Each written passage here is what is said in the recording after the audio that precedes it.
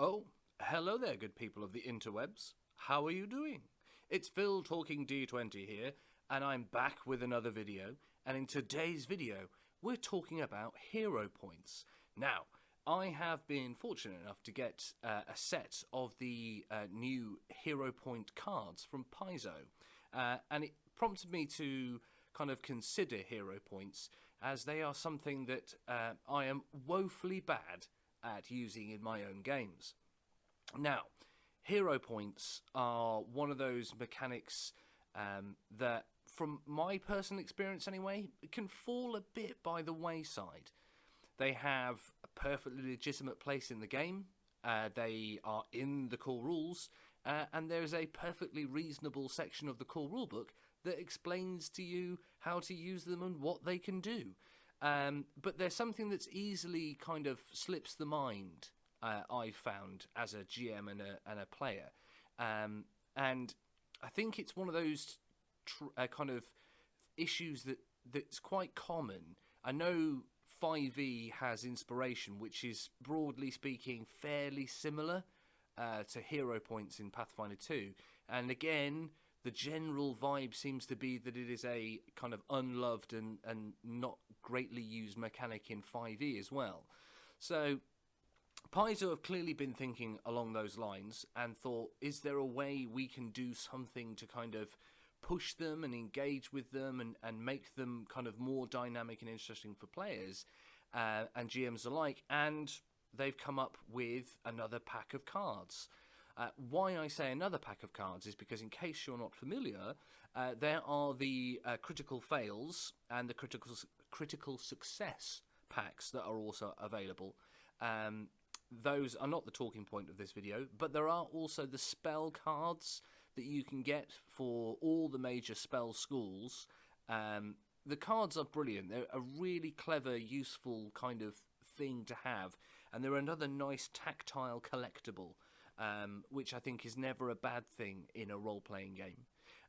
But back to hero points and the hero point card deck, which is the topic of this particular video. Now, I have the deck here on my screen, obviously not in hand. I can't deal cards. I will buy some because I do want to be able to deal them as if we're playing poker. But I just thought I'd give you an idea of the kind of things that they are bringing to your table. The first one, card number 1, because that's where I've started, it made sense, is Protect the Innocent. Play when an incapacitated ally or non-combatant NPC within sight takes damage from an attack or effect. Prevent all of the damage. You take half of the damage they would have taken, in addition to the damage you would normally take from the attack or effect, if any. So in case of things like maybe a breath weapon or an area effect, you can only use this to prevent damage to an ally if that ally is unable to act, such as when they are unconscious or paralyzed. And at the bottom, they have a little kind of quote, which is kind of themed around the card.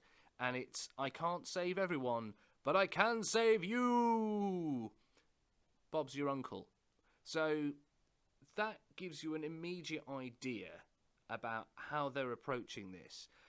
What they're trying to do is they're trying, in the core rules of hero points, they do suggest that you can do other things with them.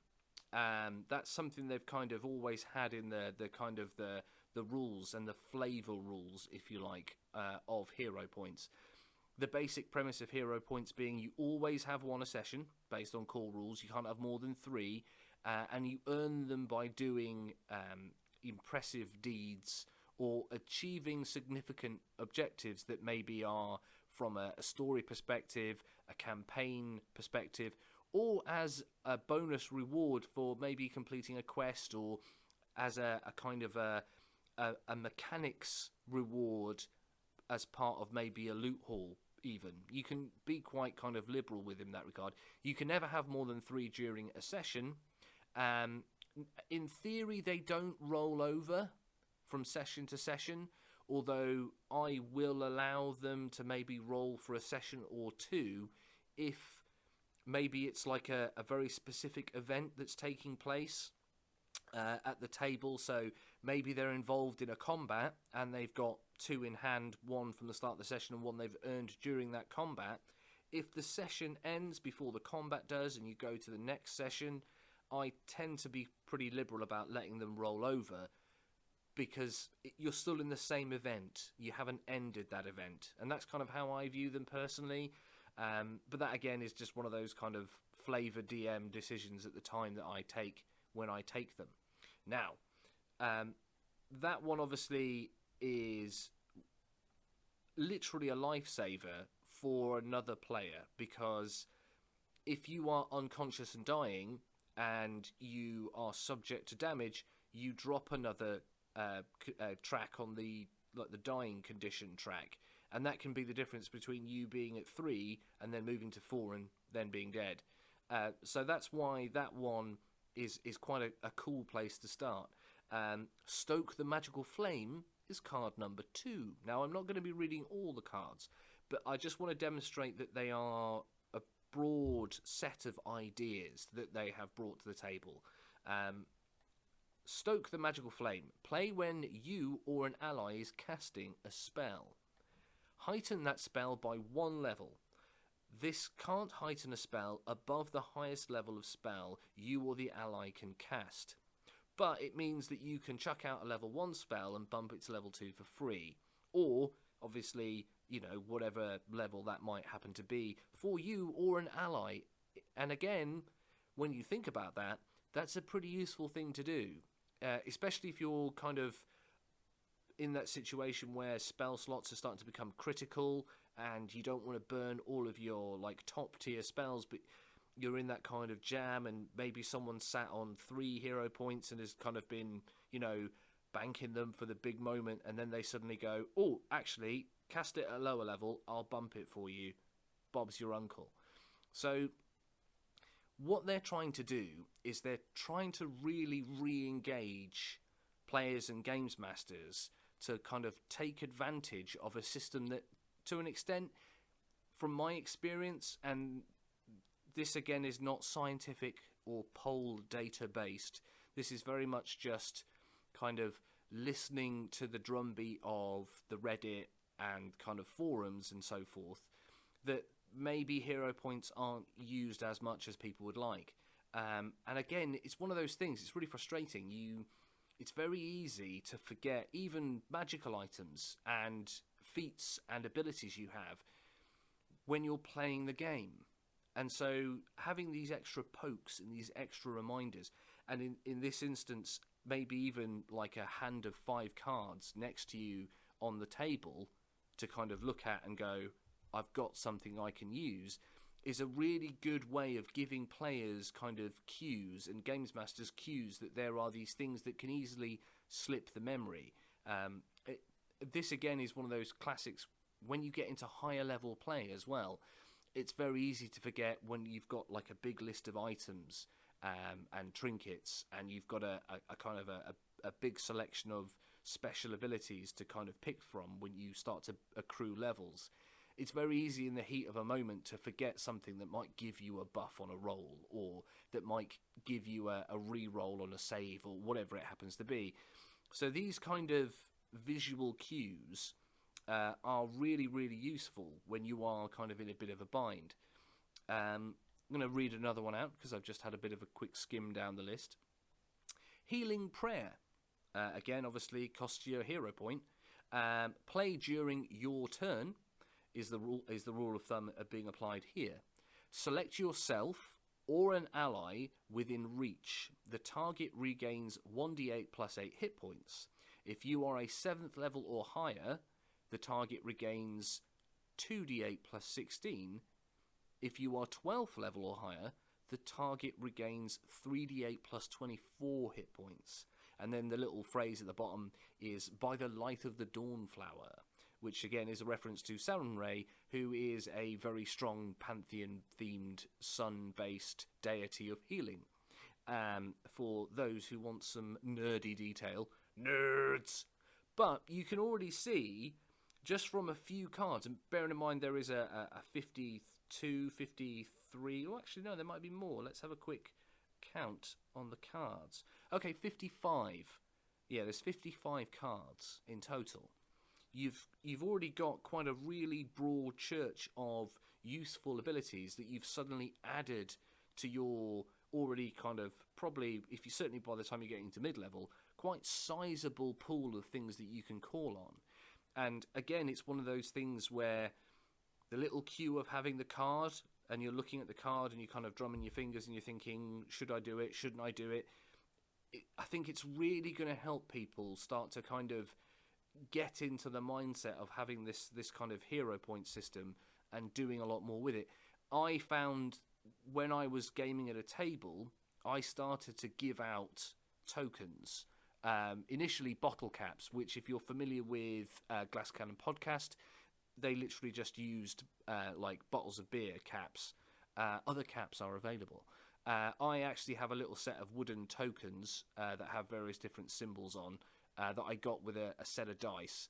And I used those. And it was just always useful at the start of a session, I found, around a table, to be able to give someone 1 or 2 tokens as a little currency reminder that they had hero points. It's harder to do online with things like Discord, because you're back to relying on you remembering and saying, hey, don't forget you've got hero points, which if you're forgetful and you forget them, which I do quite a lot, then it's already unreliable. But having a card deck kind of in front of me that I've got as a cue, or in this instance having them open on a separate tab so that I can scroll to them, you've got that poke, that little reminder of, if you're in a bit of a jam and you've got a hero point for this session, you could do something with it and then randomly pick one. What's that? Go with that. Bob's your uncle. Off you go again. So I really like these. I think these are a great idea. I think the card packs in general have been a really good idea. Having all your spells in a deck of cards is a brilliant idea. The crit fails and crit successes, having those little kind of extra bits of swing on combat, again, is quite a cool idea. Something, again, that the Glass Cannon podcast kind of, have really championed, because on their show they have fan crits and fan fumbles, where kind of fans of the show email in these like ticket items that basically are a good thing or a bad thing that can happen when you get a critical fail or a critical success. And these are very much built in that mindset, which I think is a brilliant idea about how they can adapt and create this kind of content. Again, I think there's a deck of cards even for chasers, which is a mechanic that's been in Pathfinder 1 and is back in Pathfinder 2, where you can lay down cards and they have different kind of dice checks and events on them that reflect the moment in a chase. Different kettle of fish. I'm not getting into chasers today. You're not sidetracking me. I know you want me to, but I'm not going to do it. But that just gives you, I suppose, an insight, brief as it may be, into this new hero point card deck. So again, if you are like me and you are lamentably useless at remembering to utilize hero points at your game, or you simply are a player that really likes hero points and wants to bring a bit more oomph to the table, do you need these cards? Could you fudge and homebrew your own ideas? You totally could. I mean, that again is a very easy thing to do. But again, it's one of those things that is a bit time consuming. It's a bit kind of, if you're doing it on the fly, there's always that element of risk that you might go too far one way or the other, especially if your GM is miserly, or you're a player that's maybe a bit too trigger happy in terms of what they think they're entitled to. You've got those two things in play, and those are always dangerous factors. Whereas when it's printed, published, official Paizo content, you've got that remit of, as a player and as a games master, knowing that there is some element of balance and sense and credible with the card that's been dished out or drawn, for good or ill. I mean, I really like the fact that in that last example I gave you, they demonstrated leveling benefits, which again is a really positive sign. So there's a lot of depth to these cards. Not like mind-blowing kind of change your life depth, but enough kind of sense and design focus to make them very useful and interesting at those critical moments, because often when you're thinking about hero points, they're often coming, certainly in the way that you use them to auto-stabilize because you've been mashed and you're going to die and you kind of don't want to make the roll because you don't want to die, kind of spend scenario, or the re-roll, which normally indicates you're at some kind of bad moment in your game. Whereas these, they kind of pull them back towards being a resource as well as an emergency fund, which I really like. So that is a little insight into the thought process and the cards designed in the Hero Point deck. So, would I recommend picking them up? If you have access to them and you want to use them, then definitely.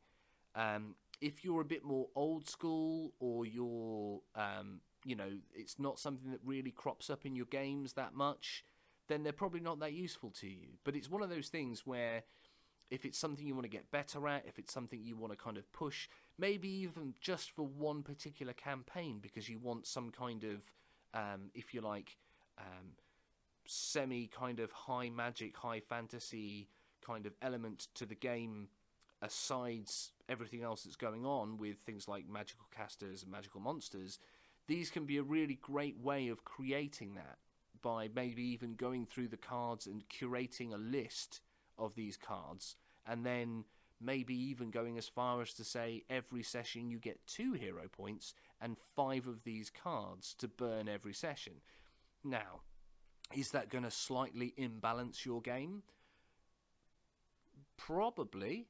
But is it going to be quite cool? Probably. So this is the kind of things you can look at. Even if you use them as...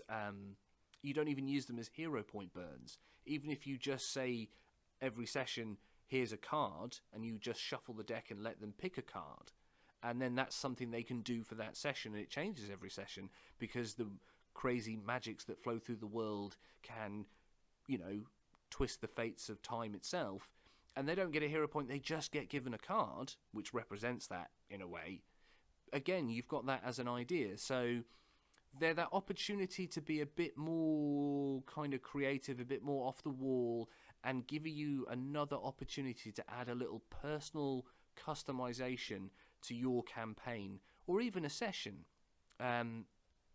In Galorian, there are areas of the world that are like magically unstable. They maybe have an excess of magic that kind of billows around, or they have, a particular kind of planar focus. Again, these cards give you a little resource to trawl through to kind of think, maybe they get this in that area, and I just dish them all out this particular ability as a one-hitter-quitter spend per session. You can already see, once you start to kind of click over in your head with a bit of inspiration, or 5e pun there, you've got that opportunity to create something that adds a little extra uniqueness to your game. And that's never a bad thing. I always say that on this channel. I'm very much about the idea of, yes, you should play Pathfinder 2, but you should always play Pathfinder 2 your way. And that isn't necessarily verbatim as it is in the book.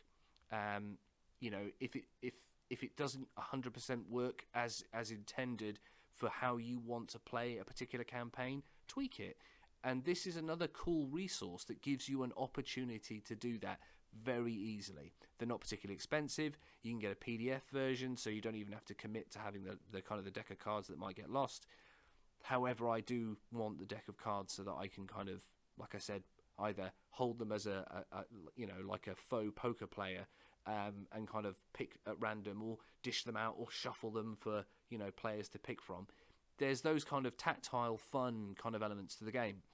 So hopefully that's given you an insight into hero points. Maybe even it's just inspired you to kind of make an effort to be a bit punchier and a bit more dramatic with kind of how you allow hero points